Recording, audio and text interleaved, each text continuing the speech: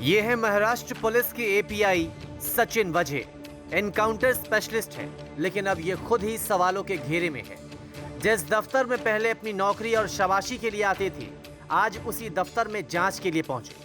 मुकेश अंबानी के घर एंटीलिया के बाहर एक संदिग्ध स्कॉर्पियो का मिलना और फिर उस लावारिस कार के मालिक की संदिग्ध परिस्थितियों में मौत।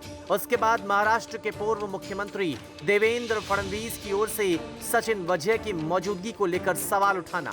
उसके बाद कार के मालिक के परिवार वालों की ओर से सचिन वझे का इस केस में नाम लेना। कुछ ऐसे ही बढ़ी है एनकाउंटर स्पेशलिस्ट सचिन वझे की मुश्किलें।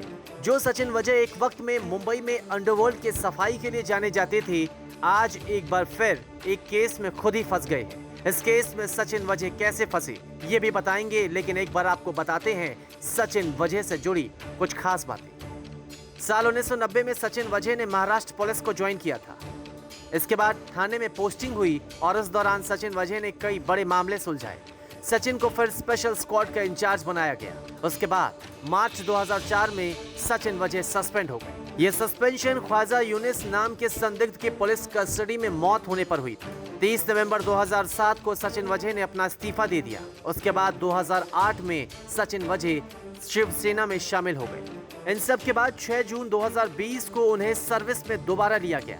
इस वक्त महाराष्ट्र में शिवसेना की सरकार की वापसी हो चुकी थी और आरोप लगे कि वापसी के बाद सचिन वझे को कई हाई प्रोफाइल केसों की जिम्मेदारी सौंपी गई, जिनमें टीआरपी केस, अन्वय Naik suicide case, sports car scam, Bollywood TV industry का कास्टिंग काउच रैकेट शामिल है। सचिन वझे को एनकाउंटर स्पेशलिस्ट के तौर पर जाना जाता है, लेकिन बहुत कम ही लोग ये जानते हैं कि उनमें एक और हुनर है।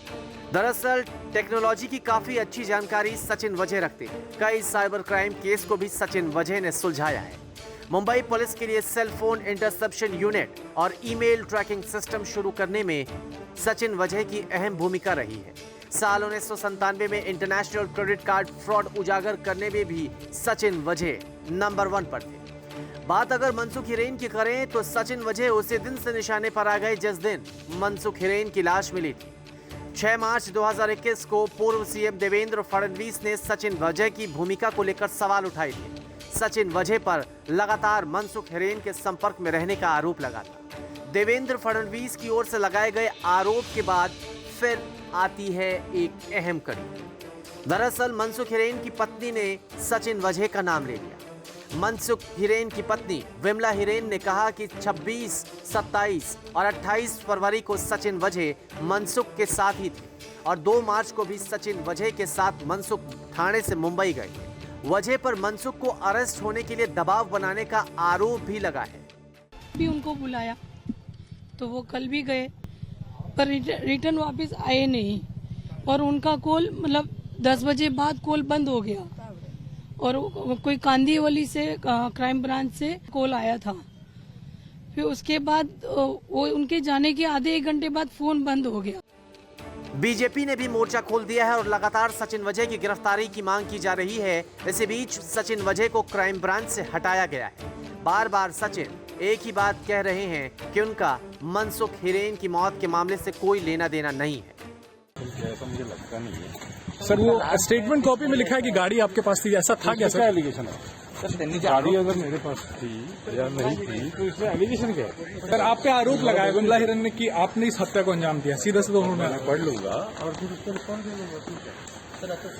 सवाल बहुत सारे हैं और सारे सवाल पैदा करते हैं कि क्या ठाणे से एंटीलिया तक पहुंचने की इस कहानी का सिरा मनसुख से जाकर मिलता था या मनसुख को इस साजिश की सच्चाई का पता चल चुका था? क्या साजिश में शामिल शख्स मनसुख का कोई जानने वाला था या मनसुख को अंधेरे में रखकर उस शख्स ने ये सारी प्लानिंग की और फिर सच आने के डर से मनसुख को खामोश कर दिया गया? इन सब के बीच सवाल सबसे अहम ये है कि आखिर वो शख्स है कौन?